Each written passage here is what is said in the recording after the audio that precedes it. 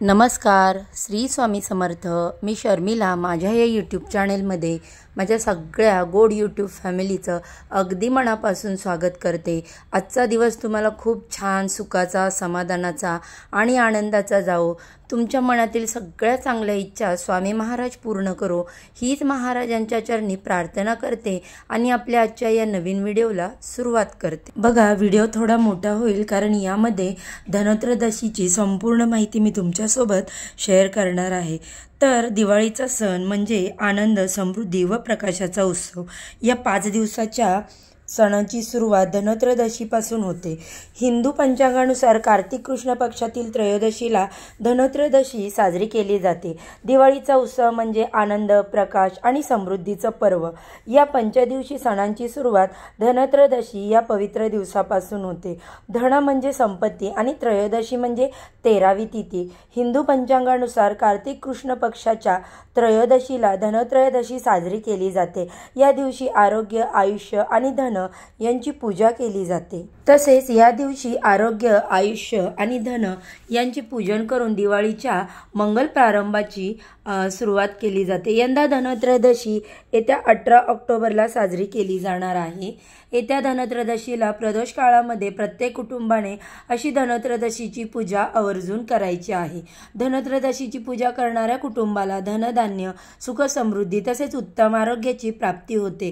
कारण धनत्रयोदशीला भगवान श्री हरी विष्णूंचे 13वे अवतार असलेले भगवान धन्वंतरी अमृत कलश घेऊन समुद्र मंथनातून प्रकट झाले होते, अशी धार्मिक आख्यायिका आहे। म्हणूनच यांना देवतांचे वैद्य तसेच आरोग्य आणि आयुर्विज्ञानाची देवता मानले जाते। या दिवशी गणपतीसह देवी लक्ष्मी आणि कुबेर यांची पूजा देखील केली जाते। यामुळे घरामध्ये धनसमृद्धी येते। त्याचबरोबर घराच्या बाहेर यमदीप लावल्याने अकाल मृत्यूचा धोका टळतो आणि आयुष्य हे दीर्घायुष्य प्राप्त होते। तसेच बघा, यंदा म्हणजेच 2025 या वर्षामध्ये शनिवारी दिनांक 18 ऑक्टोबर 2025 रोजी सायंकाळी 7:16 ते रात्री 8:20 प्रदोष काळ आहे। या काळामध्ये आपल्याला गणपती बाप्पा, त्याचबरोबर धन्वंतरी, देवी लक्ष्मी आणि कुबेर यांची पूजा करायची आहे। पूजा झाल्यानंतर आपल्याला आपल्या घरी म्हणजेच घराच्या अंगणामध्ये दक्षिण दिशेला तोंड करून यमदीपक सुद्धा लावायचा आहे। तर आजच्या या व्हिडिओमध्ये आपण धनत्रयोदशीची अत्यंत साधी आणि सोपी पण विधिवत पूजा कशी करावी आणि पूजा करताना कोणते मंत्र म्हणायचे, त्याचबरोबर यमदीपक कधी आणि कुठे लावायचा, उत्तर पूजा कधी करायची आणि ती उत्तर पूजा कशा प्रकारे केली जाते, अशी संपूर्ण माहिती पाहणार आहोत। त्यामुळे व्हिडिओ हा शेवटपर्यंत पहा, स्किप न करता। चॅनेलवरती पहिल्यांदा नवीन आला असाल तर व्हिडिओला लाईक करा, चॅनेलला सबस्क्राईब करा आणि असेच माहितीपूर्ण व्हिडिओ पाहण्यासाठी बेल आयकॉनला प्रेस करा। तर बघा, पूजा करताना पूजा करणाऱ्याचे तोंड एकतर पूर्वेला किंवा पश्चिमेला असले पाहिजे किंवा देवाचं तोंड तरी पूर्वेला किंवा पश्चिमेला असलं पाहिजे। या पद्धतीने आपल्याला पूजेला पाट किंवा चौरंग मांडून घ्यायचा आहे। त्यावरती एक लाल रंगाचं आसन अंथरून घ्यायचं। आता पूजेचं साहित्यामध्ये कोणत्या कोणत्या वस्तू असायला पाहिजे ते आपण पाहू।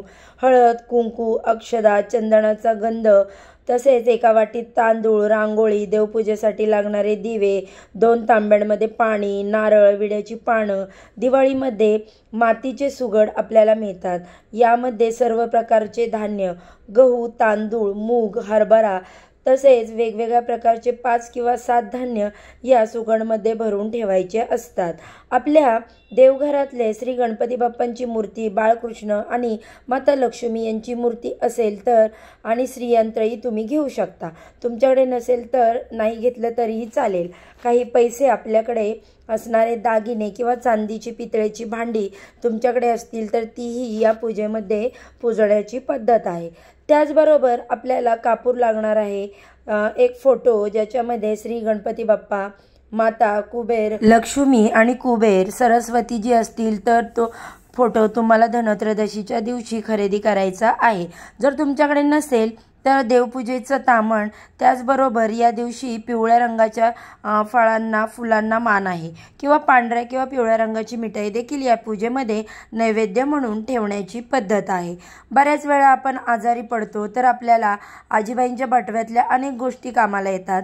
याचा आपण प्रथमोपचार म्हणून वापर करतो, जसं की काही मसाल्यांचे पदार्थ असतात किंवा घरगुती काही वस्तू आपण औषधी जिन्नस म्हणून वापरतो, तर त्याची ही पूजा या दिवशी आपल्याला करायची आहे। एक कणकेचा दिवा आपल्याला यमदीप म्हणून लावायचा आहे आणि बाकी 13 पणत्या आपल्याला या दिवशी प्रज्वलित करायच्या आहे, ज्याच्यामध्ये आपल्याला 2 जोडवात करून घालायचे आहेत आणि तेल घालून ह्या प्रज्वलित करायच्या आहेत। पूजेची सुरुवात करण्यात सर्वात पहिल्यांदा आपल्याला तेलाच्या दुहेरी वातीचा दिवा लावून घ्यायचा आहे। त्याच्या खाली अक्षदा चा आसन ठेवायचा आहे। आता या दिव्याची आपण पूजा करून घ्यायची आहे। दिव्याला आपल्याला हळदी कुंकू अक्षदा गंध लावून घ्यायचा, फूल अर्पण करायचा आणि त्यानंतर आपल्याला म्हणायचं आहे शुभं करोति कल्याणम आरोग्यम धन संपदा शत्रुबुद्धी विनाशाय दीपज्योती नमोस्तुते। अशा पद्धतीने दिव्याची पूजा झाल्यानंतर आपण पुढच्या पूजा मांडणीसाठी कशी तयारी करायची ते पाहूया।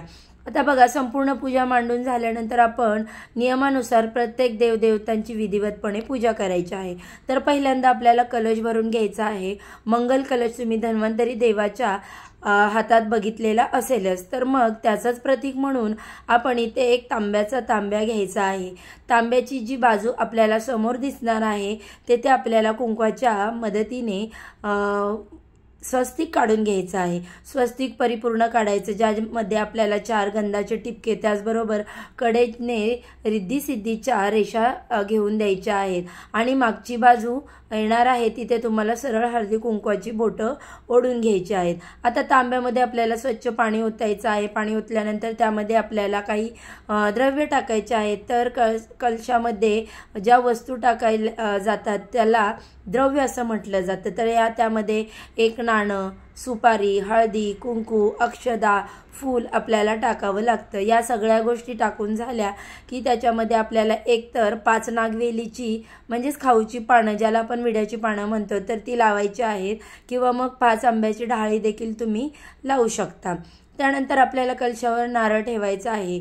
तर नारळाच्या सर्व शेंड्या ज्या असल्या पाहिजेत त्या अशा पद्धतीने नारळ घ्यायचा आहे। नारळाची शेंडी म्हणजेच नारळाचा जो देठाचा भाग असतो तो आपल्याला वरती करायचा आहे। आपल्या डाव्या हाताला म्हणजे देवांची ती उजवी बाजू येईल अशा पद्धतीने कलशाची मांडणी करायची आहे। त्याच्यासाठी मुठभर तांदूळ चौरंगावर ठेवायचे, ते व्यवस्थितपणे पसरून घ्यायचे म्हणजे कलश हलणार नाही। त्याच्यानंतर आपल्याला मंगल कलश व्यवस्थितपणे मांडून घ्यायचा आहे आणि त्यानंतर आपण पूजेसाठी संकल्प करायचा आहे। पूजा सणवारांची असो किंवा व्रतवैकल्यांची, त्यामध्ये संकल्प करणे हे फार महत्त्वाचं असतं। तर बघा, संकल्प करताना आपण जी पूजा कशासाठी करतोय हे करण्यामागचा उद्देश काय आहे, त्याचं कारण काय आहे, त्याचबरोबर पूजा निर्विघ्नपणे पार पडावी यासाठी देवाकडे प्रार्थना करायची असते, त्यामुळे संकल्प अवश्य असतो। आपल्याला काय करायचं आहे, आपल्याला उजव्या हातावरती डाव्या हाताने पाणी घ्यायचं आहे आणि हे पाणी पिताना पहिल्यांदा मंत्र म्हणायचा ओम केशवाय नमः। त्यानंतर दुसऱ्यांदा पाणी घ्यायचं, तेही प्राशन करायचं, मंत्र म्हणायचा ओम नारायणाय नमः। तिसऱ्यांदा सुद्धा पाणी पळीने हातावर घ्यायचं आणि ते मंत्र म्हणायचा ओम माधवाय नमः आणि ते पाणी पिऊन घ्यायचं। चौथ्यांदा आपल्याला तळहातावर पाणी घ्यायचं आणि ते ताटामध्ये सोडायचं, त्यावेळेस म्हणायचं आहे ओम गोविंदाय नमः।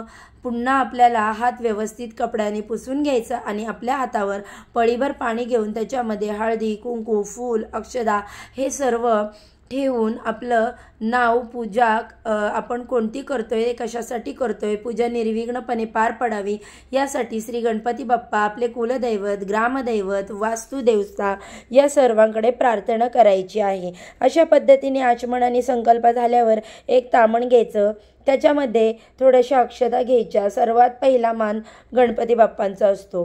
तर अशा पद्धतीने आपली देवघरातील गणपती बाप्पांची मूर्ती ठेवायची। त्याच्याकडे गणपती बाप्पांची मूर्ती नाही आहे त्यांनी त्याऐवजी सुपारी सुपारी बाप्पांचं प्रतीक म्हणून पूजलेली असते तीही चालेल। मग तुम्ही सुपारीला सुद्धा याच पद्धतीने स्नान घालून घेऊ शकता।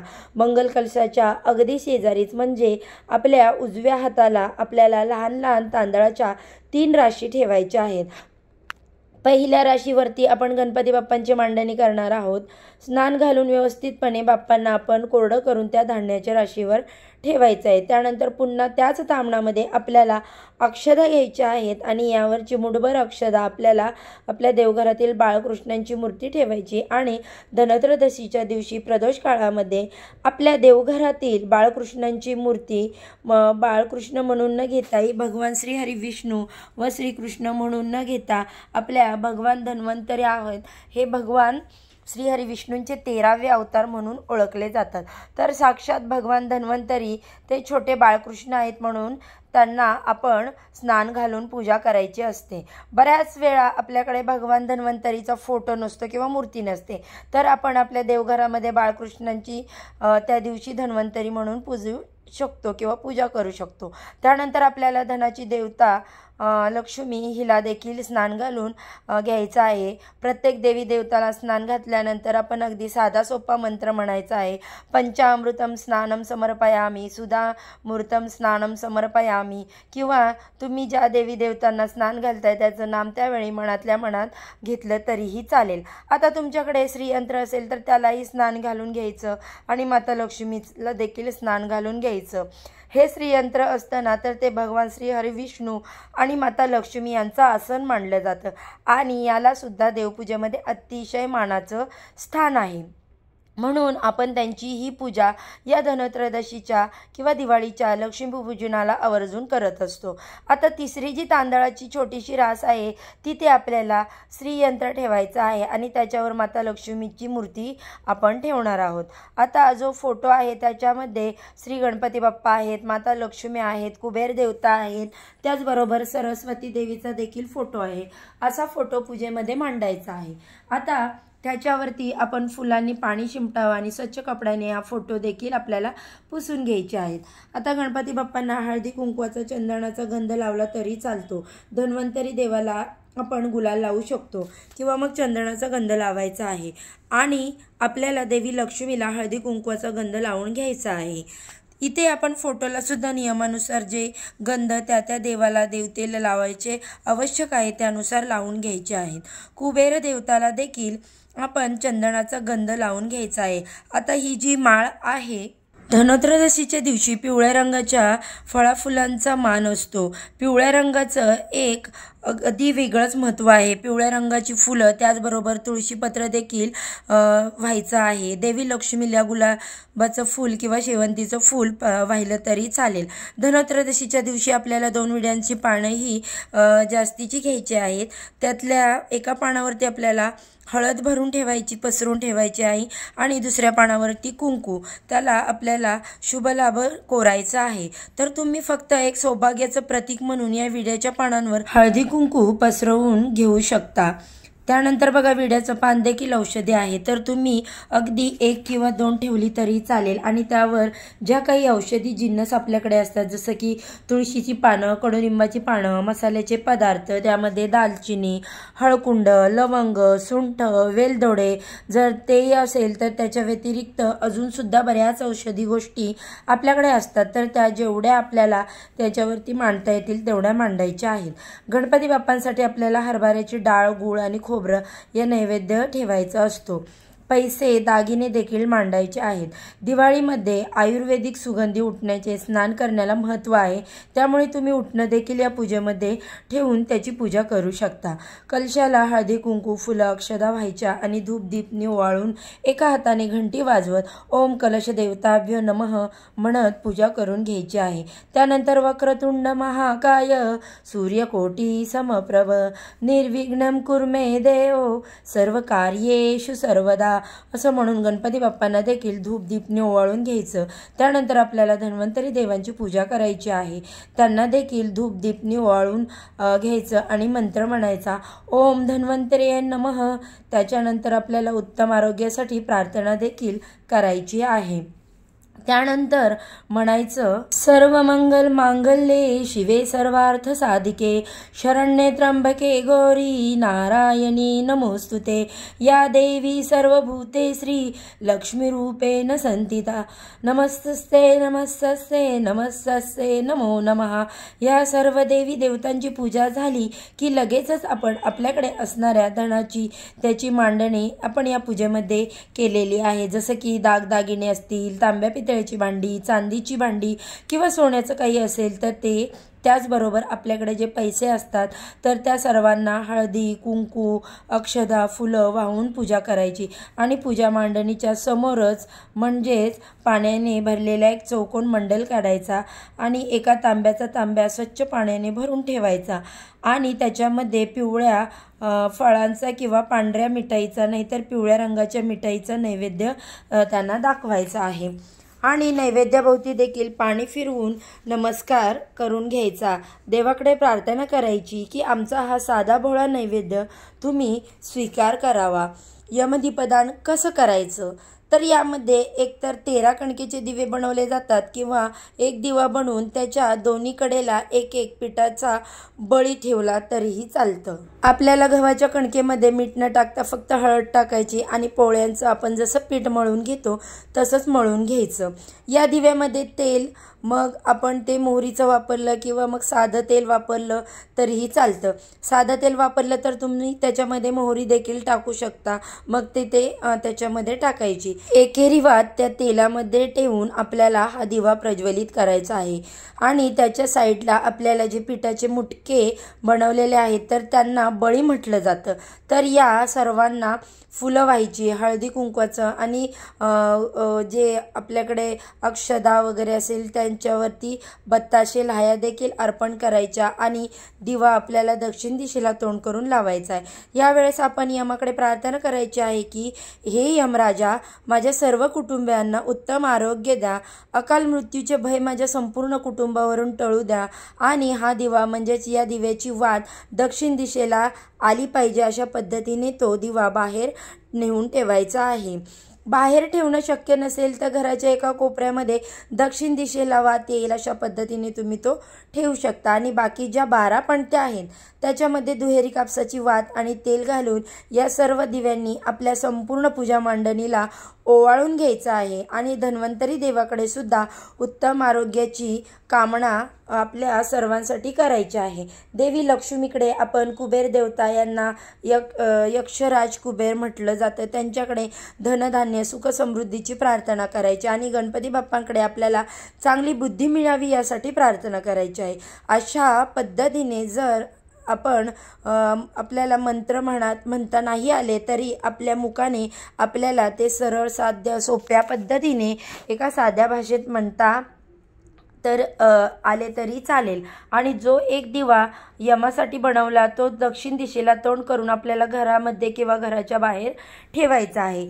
तो आणि एकदा का शांत झाला की बाहेर असणारे कुत्रे असतील किंवा मुंग्या असतील किंवा आपल्याकडे पक्षी येतात ते बरोबर खाऊन घेतात।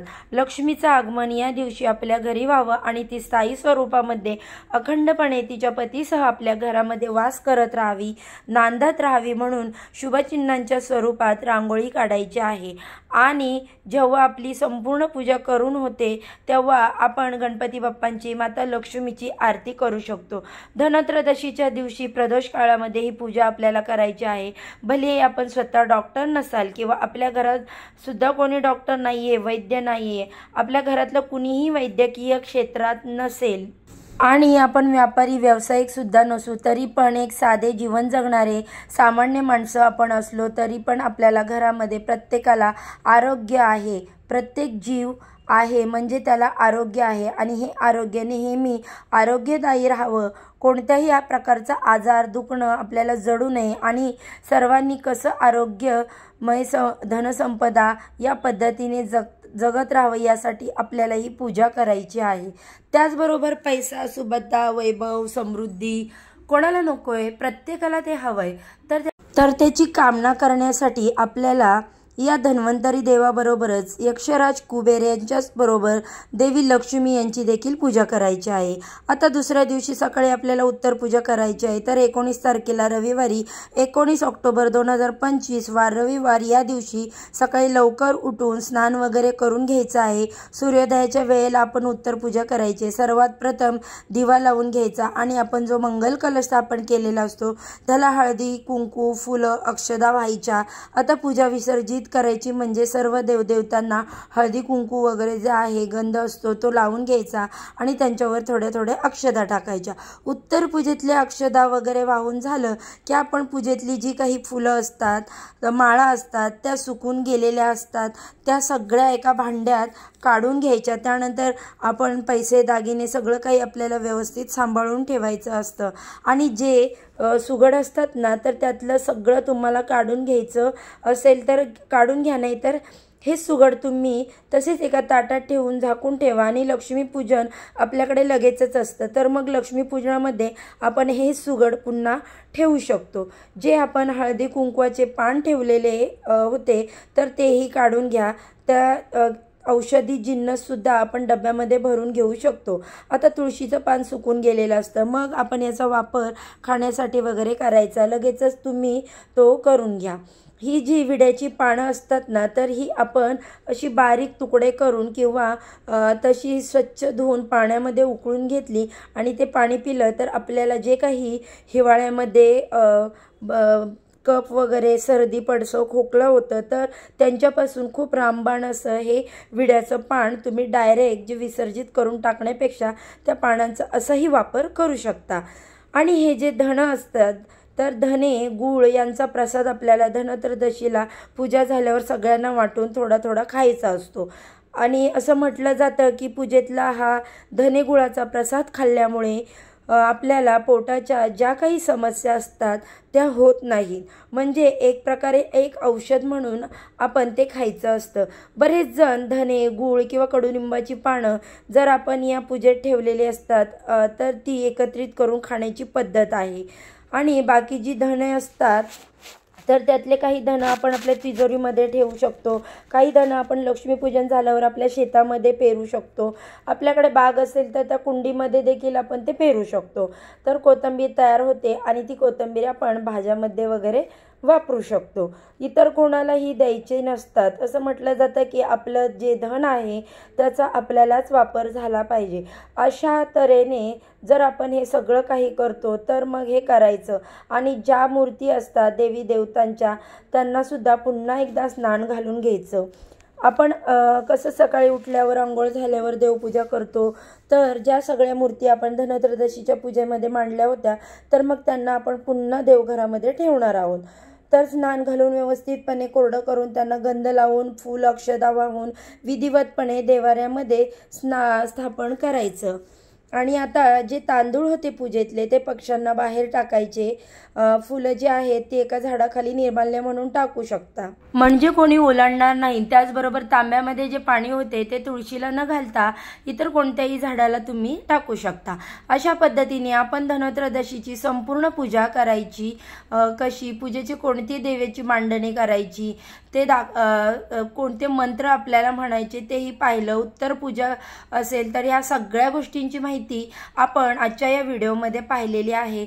तर बघा तुम्हाला व्हिडिओ कसा वाटला। व्हिडिओ जर तुम्हाला आवडला तर व्हिडिओला लाईक करा, चॅनलला सबस्क्राईब करा। आजच्या व्हिडिओचा इथेच एंड करते। उद्या अशाच छानशा माहितीसोबत पुन्हा नव्याने भेटू। सर्वांना श्री स्वामी समर्थ। धनत्रयोदशीच्या माझ्या सगळ्या गोड यूट्यूब फॅमिलीला खूप खूप शुभेच्छा।